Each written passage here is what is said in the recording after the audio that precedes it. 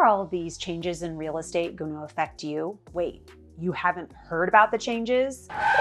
We need to back up. I'm Leslie Swan with the Swan Team Real Estate, and I am here today to prepare you for all that you need to know about what's gone down in the real estate market the past 9 months and how you can be better prepared for the next time you're wanting to buy or sell a property. About 9 months ago, a lot of laws changed regarding real estate, and this isn't just in the state of California, this is nationwide. This all came about because of a lawsuit that was filed against the National Association of Realtors, the acronym is NAR, and basically there were plaintiffs alleging that they were having to pay commissions and they weren't aware that those commissions were negotiable or that they didn't have to pay them at all, which is very unfortunate because I know at least in California, our documents are very clear in that the amount of commission is actually left blank for the realtor and the client to establish together.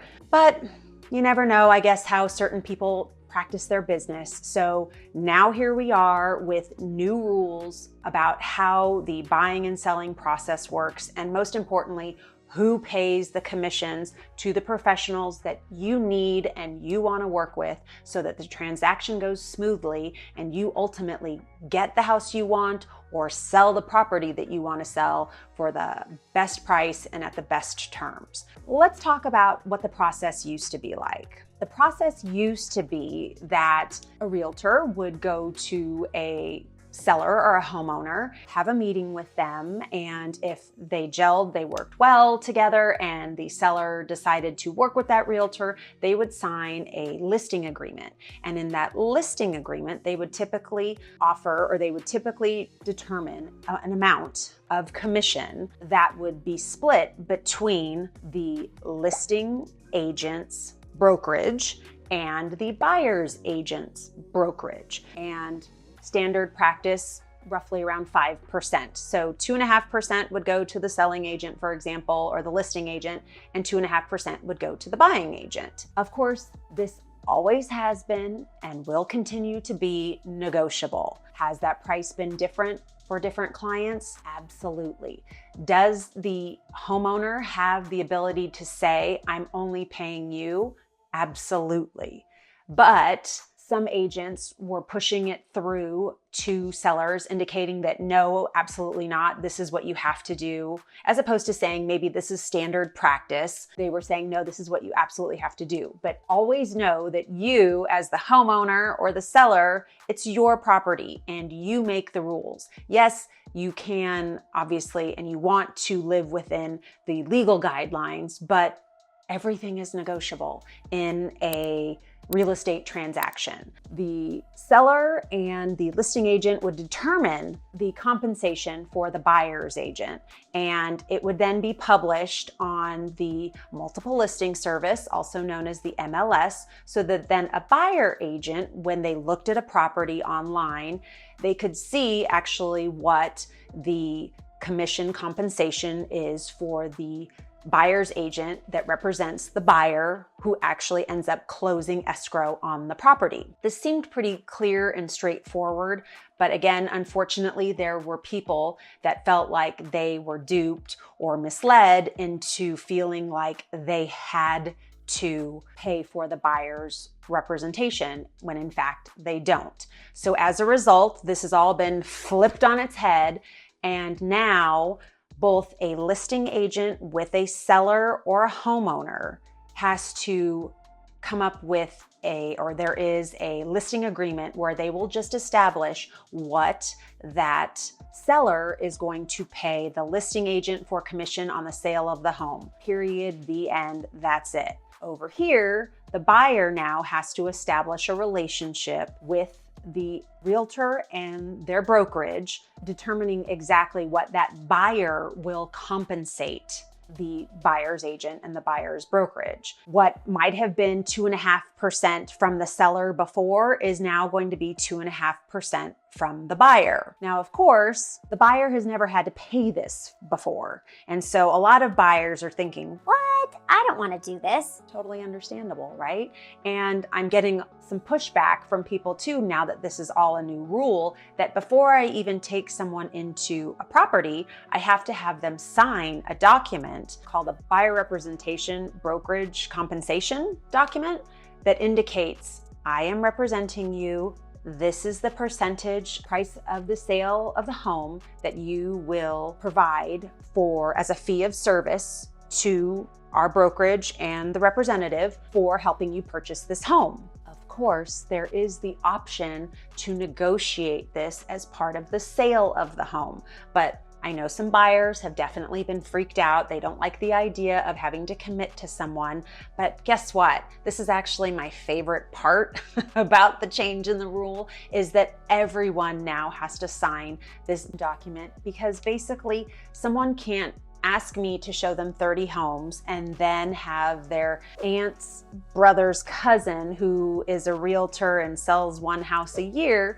write up the contract for them and submit it to the seller. So sorry, that's at least what I like about it. For you, it's also very established of exactly what the compensation is going to be. Now, why they took away, or why this had always been established that the seller paid that compensation, was because oftentimes when a buyer is coming into a transaction and let's say they want to put down 20% on the sale of the home, and they have saved and saved and saved, and they finally have that 20%. Well, when you suddenly have to come up with 2.5%, $1 million home, which is $25,000, sometimes the buyer doesn't have that. So it always kind of worked in the advantage of the buyer that they didn't suddenly have to come up with this additional money, because the compensation for the representation cannot be factored into the loan or the mortgage on the house. Again, that is why a seller has typically paid this commission. And this is also why, as a buyer, you can request that the seller pay the compensation that you are providing to your buyer's agent. This is where it becomes a negotiation. Let's take a hypothetical. This buyer says, I'm compensating my agent 3%. Mr. or Mrs. Seller, please compensate my buyer's agent 3%. In addition to that document, they do actually send over the agreement so that you can't say 3% and in reality you have agreed upon 2.5%. So you send over those documents to the seller, and the seller decides, I'm okay with 2.5%, or no, I'd only like to pay 1.5%. That goes back to the buyer, and then at that point, the buyer then has to have the discussion and or the understanding that they have to still come up with that additional 1.5%. If it were 3%, they have to come up with that and provide that for their representation, their buyer's agent. There's more negotiation in the transaction, which ideally is best for the buyer and the seller. Right now, it does make it a little bit more complicated, but again, that's why it's so critical to have a professional involved in the situation and in the transaction so that they can walk you through it step by step. And I know that I've had a lot of discussions with buyer clients that, have really worried about, well, what if the seller is not going to pay for the compensation?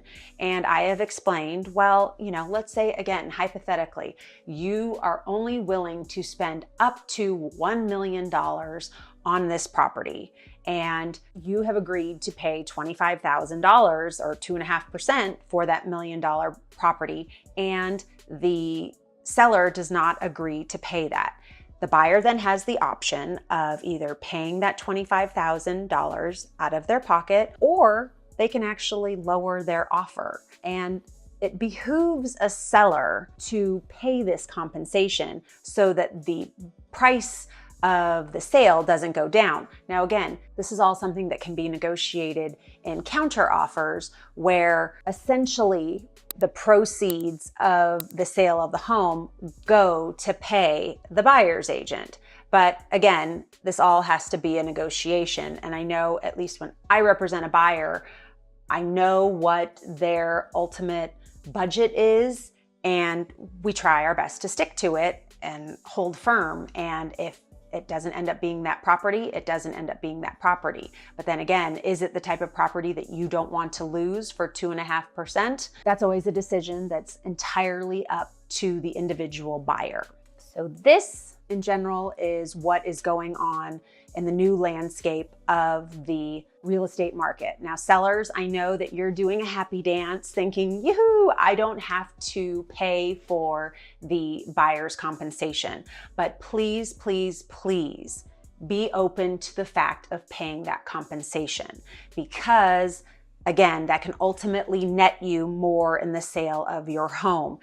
It all actually mingles together and all comes out in the wash. So at the end of the day, what you want to make sure you have is the best negotiation and the best terms possible that satisfy and meet your expectations, hopefully even exceed them, but know coming in that even though it's not part of your listing agreement, that 99.9% of buyers are going to ask you to compensate their buyer's representation. Again, something to keep in mind. And when it comes time, you may not be in the market right now, but when you do decide that it's time to buy, or you do decide to sell, now you know that again, you are only responsible for that side of the transaction that you are actually part of. So again, if you're the seller or the homeowner, you are only responsible to pay for the listing agent commission or compensation. And as a buyer, you are only responsible for paying the buyer's agent or the buyer's representation broker compensation part of the transaction. But again, because this is a transaction that is involving a lot of people, it's all negotiable and it's something that you can work out together.